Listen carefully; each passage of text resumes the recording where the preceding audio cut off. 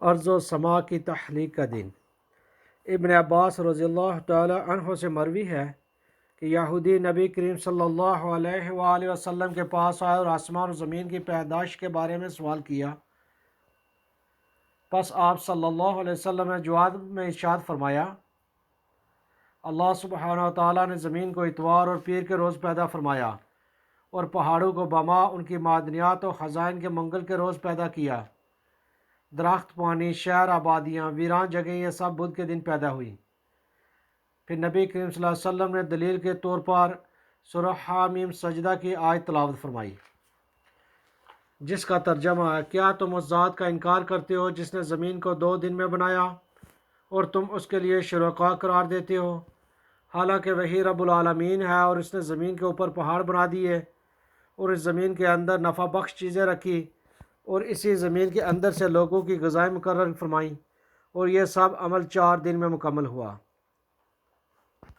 اور سلسلہ کلام کو جاری رکھتے ہوئے فرمایا کہ جمعرات کے دن اللہ سبحانہ و تعالیٰ نے آسمان کو پیدا فرمایا، اور جمعہ کے دن ستارے، سورج، چاند اور فرشتوں کو پیدا فرمایا، یہاں تک کہ جمعہ کی 3 گھڑیاں باقی رہ گئی تھی۔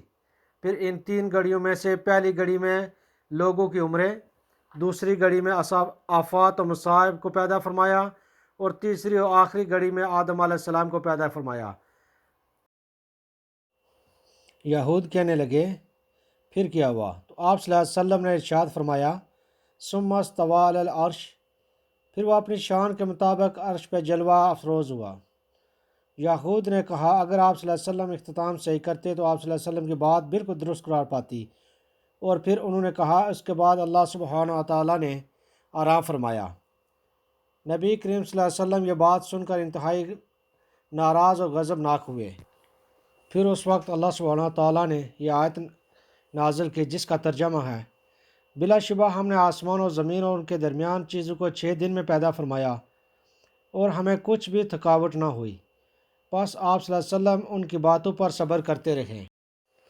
حضرت ابو ہریرہ رضی اللہ تعالیٰ عنہ سے مروی ہے کہ رسول اللہ صلی اللہ علیہ وسلم نے میرا ہاتھ پکڑا اور فرمایا، اللہ سبحانہ و تعالیٰ نے مٹی کو ہفتے کے دن پیدا فرمایا، اور پہاڑوں کو اتوار کے دن، اور درختوں کو پیر کے دن، اور مرکردہ ناپسندیدہ جگہوں کو منگل کے دن، اور روشنی کو بدھ کے دن پیدا فرمایا، اور جمعرات کے دن حیوانات کو زمین پر پھیلا دیا، اور جمعہ کے دن عصر کے بعد آدم علیہ السلام کو پیدا فرمایا۔ یہ آخری مخلوق جمعہ کی آخری گھڑی میں عصر و مغرب کے درمیان پیدا ہوئی۔ عبداللہ بن سلام اور حضرت ابو ہریرہ رضی اللہ تعالیٰ عنہ آپس میں جمعہ کی اس مخصوص ساعت کے بارے میں تذکرہ کر رہے تھے، جس کی فضیلت نبی کریم صلی اللہ علیہ وسلم سے منقول ہے۔ عبداللہ بن سلام رضی اللہ تعالیٰ عنہ کہنے لگے کہ میں اس ساعت کو زیادہ جانتا ہوں۔ اللہ سبحانہ تعالیٰ نے آسمان و زمین کی تخلیق کی ابتدا اتوار کے دن فرمائی تھی، اور جمعہ کے دن آخری ساعت میں فراغت ہوئی، پس وہ ساعت بھی جمعہ کی آخری ساعت ہے۔ حضرت اکرمہ رضی اللہ تعالیٰ عنہ سے مروی ہے کہ یہود نے نبی کریم صلی اللہ علیہ وآلہ وسلم سے کہا، اتوار کے دن کیا چیز پیدا ہوئی؟ فرمایا، اللہ سبحانہ و تعالیٰ نے اس دن زمین کو پیدا فرمایا اور اس کو پھیلا دیا۔ پھر یہود نے پیر کے بارے میں پوچھا، فرمایا کہ اس دن آدم علیہ السلام پیدا کیے گئے۔ پھر یہود نے منگل کے بارے میں پوچھا، فرمایا اللہ سبحانہ و تعالیٰ نے پہاڑوں کو، پانی کو اور بہت سی چیزوں کو پیدا فرمایا۔ پھر یہود نے بدھ کے بارے میں پوچھا، فرمایا کہ اس دن غذا اور خوراک کو پیدا کیا گیا۔ پھر یہود نے جمعرات کے بارے میں پوچھا، فرمایا کہ اس دن آسمان کو پیدا کیا۔ پھر یہود نے ہفتہ کے بارے میں پوچھا، پھر خود ہی کہا کہ اس دن اللہ سبحانہ و تعالیٰ نے آرام کیا۔ نبی کریم صلی اللہ علیہ وسلم نے فرمایا، سبحان اللہ، اللہ سبحانہ و تعالیٰ اس سے پاک ہے۔ اور پھر یہ آیت نازل ہوئی، بلا شبہ ہم نے آسمان و زمین اس کے درمیان چیزوں کو 6 دن میں پیدا فرمایا، اور ہمیں کچھ بھی تھکان نہ ہوئی۔ حضرت عبداللہ بن عباس رضی اللہ تعالیٰ عنہ اور حضرت اکرمہ رضی اللہ تعالیٰ عنہ سے مروی 2 روایات خوب وضاحت کے ساتھ بیان کرتی ہیں کہ اللہ سبحانہ و تعالیٰ نے شمس و قمر کی پیدائش سے پہلے ہی بہت سی چیزوں کو پیدا فرما دیا تھا۔ چنانچہ حضرت ابن عباس رضی اللہ تعالیٰ عنہ کی حدیث میں ہے کہ شمس و قمر کو جمعے کے دن پیدا کیا گیا، اور حضرت اکرمہ رضی اللہ تعالیٰ عنہ کی روایت میں ہے کہ جمعے کے دن لیل و نہار کی ساعت کو پیدا کیا گیا۔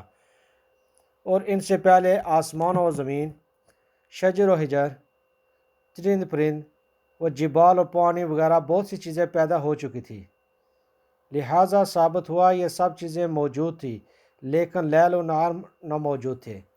اور زمانہ چونکہ لیل و نہار کی ساعت کا نام ہے، سو یہ کہنا درست ہے کہ تخلیق زمانے سے قبل بہت سی چیزیں تخلیق ہو چکی تھی۔